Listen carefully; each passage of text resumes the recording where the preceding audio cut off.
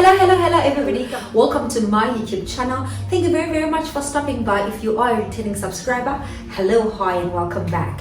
If you're seeing my face for the very first time, and this is my YouTube channel, please do grab a chair and sit down and let's have a chit chat. If you are new on this channel, please welcome home. Do not forget to hit the notification bell so that every time I do upload a video, you can also be notified. Okay. Today we're not really reviewing any items, or we're not showing you any items that are currently available on our IBB store. But today we're offering a little bit of some business insight with me, specifically based on my experience and based on how I've done business and what I know and my tips and all of those things.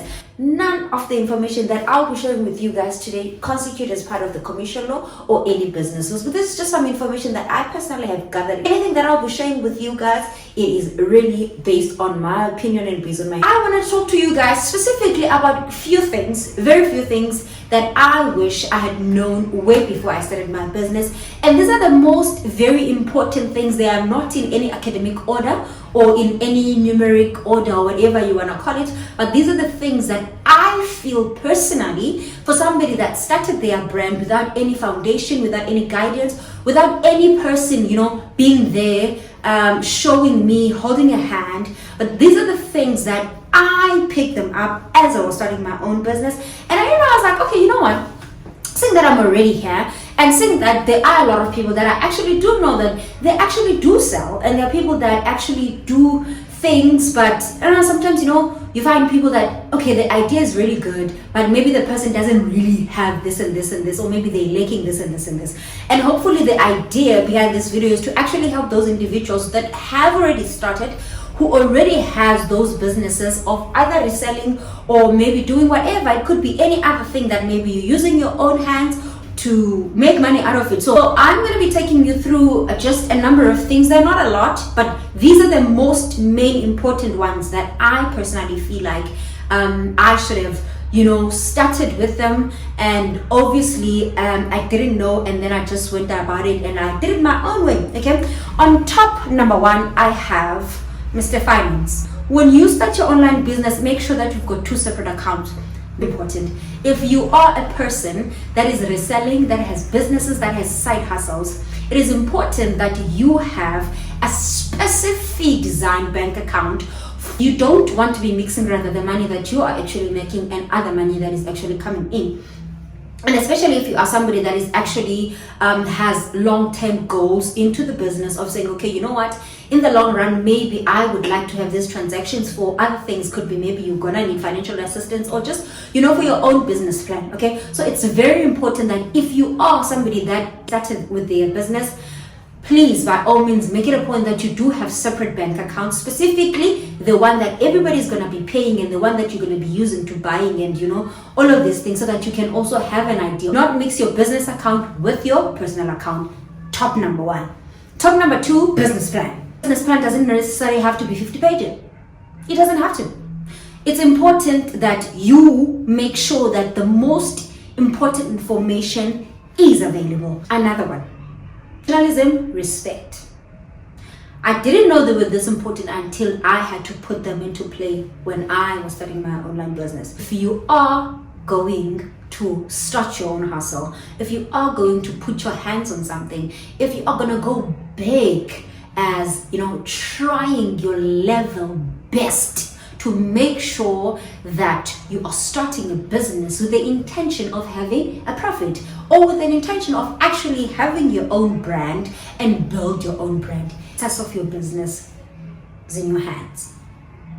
Your business will not work if you're procrastinating.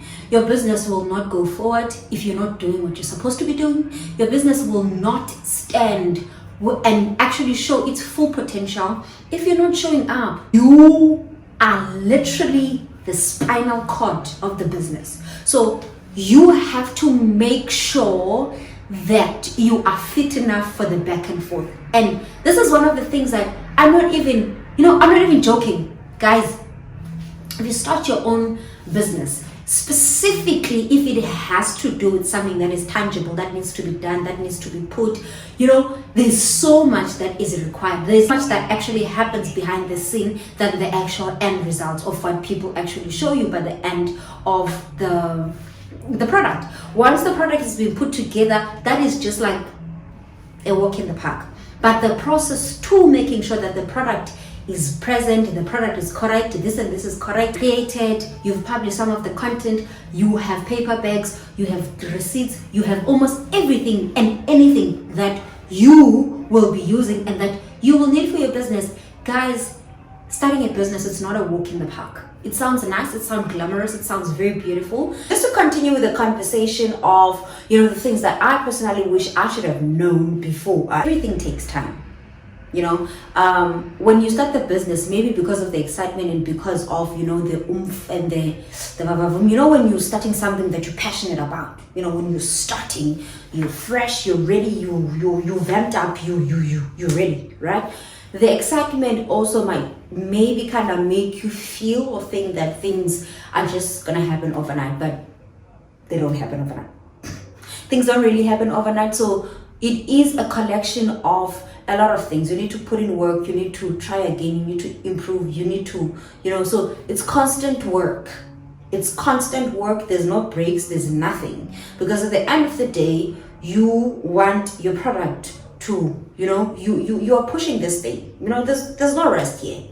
There is no rest. That is what I wish I had done. That there's no rest in self-employment. Like, guys, there's no rest. It's your business, whether you do it or you don't do it. Nobody cares. And there's no one that's gonna come and say, oh, okay, it's 8 o'clock now, let's start working, or let's open the doors and let's go. No. There's no one. You're on your own. You're definitely on your own. There'll be a lot of setbacks. There are going to be consecutive setbacks. And those setbacks are just, for me, I looked at them as things that were soldiering me up for the whole process, because with those setbacks, you actually get to understand your own business and learn it's like certain things within the business, even about yourself. Like, you'll discover things, so many things about yourself that you yourself didn't even know. That you just have to constantly try, and you just genuinely have to see the setbacks as, or rather the setbacks as a step that you need to climb on so that you can get on to the next one. And all setbacks are like that. It could be financial setbacks, it could be physical, maybe you get sick, or even literally it could be anything. Thing that will actually really keep you going, and that I wish I had known, it was that it gets better with time. It gets better with time. So it doesn't matter what you're doing in life, there will always be problems. There will always be things that are going to hinder you. There are always going to be obstacles on you. There's always going to be things that, are just going to the road will twerk eventually. So it's very important that when all of these hiccups do happen, you don't give up onto the plan, because at the end of the day, it is your vision, it is your business. When I said, I was like, okay, 6 months, and after 6 months, I go again. Ari Jesu, because I'm not done with you. When you think about it, you really don't consider the time frame and all of these things. But when you are actually into the ground and you're actually doing in the work, you will come to realize that you need to give the actual business time. You also need to give yourself time, because it's not gonna be quick and there. And also I think it also depends on what is it exactly that you're doing. But if it's maybe something that is like painting, that's okay. If it's like something that you can do with your hands that you've always been doing, it's a whole different ball game. Okay, but if maybe it's something that is very new to you, you are starting, you don't even know where you should touch, you don't even know who you should call, you don't even know which supplier to use, you don't even have the basic information, darling, you need to be patient with yourself. You need to also be patient with the process. I wish somebody had told me that, just give yourself time and give the actual business time, because they both require time. Well, I understand there's the money you use, which is the revenue to get all of these things that you want, and then there's extra costing, but it doesn't mean charge people ridiculous prices. Okay, so this is a conversation that I wish I would have had with somebody that is already running. But this is what I picked up. They look at each other. Let's say, for example, we're both selling the same product and you selling it at 350 and I also have it. Even if I see that, but because of the price influence, that's what happened. I'm sorry, I stand corrected, but that was my observation with regards to all the boutiques that I actually have checked out on Instagram. They overprice. So one of the things that I wish I had a conversation with, maybe with somebody, or had known before I started my business, was knowing how to price correctly, because you also don't want to overcharge or you don't want to undercharge.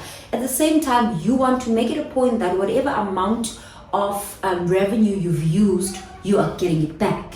Do you get my check? You don't want to use money and then not get the profit and the revenue back, because then that's just going to be the other way. But even with that amount of money, which is the amount of money that you've used to purchase whatever that you've purchased or you're going to sell or whatever that you're going to do, I think it's very much important to not price items like 3 times the actual stock price that you got it from. Like, if you bought something for 60 Rand, what makes you to think that selling it at 300 Rand is a good price? How? Please, I would like to know. I would really like to understand. Because for me, I think what's important when it comes to pricing is quality. So it's very important to understand the type of product that you're doing, because you can't be doing cheap labor and then overpricing people. In the same breath that you cannot be giving quality labor and undercharging yourself, because you're gonna run at a loss. You get my check? It's important to understand a number of things like the area, the type of people, your target market, the targeted audience. Do you get my check? Like, it's very important to be realistic. Left with a lot of products, you're going to be left with a lot of things that people are not going to use, especially if your stuff is not of high quality. Do not. Even if your stuff is of low quality, do not. And first of all, why are you selling low quality? Because why? So make sure that your work is quality. Make sure that the products that you're giving to people are quality. Okay? And even when you're pricing them, don't price more than 50%, because you're being greedy. And you being greedy means that you're going to have a lot of stuff that will be left there at the back with people not buying them. Alright then, thank you my loves for watching. That is it from me. Thank you so much for watching. Up until the next video. Mwah.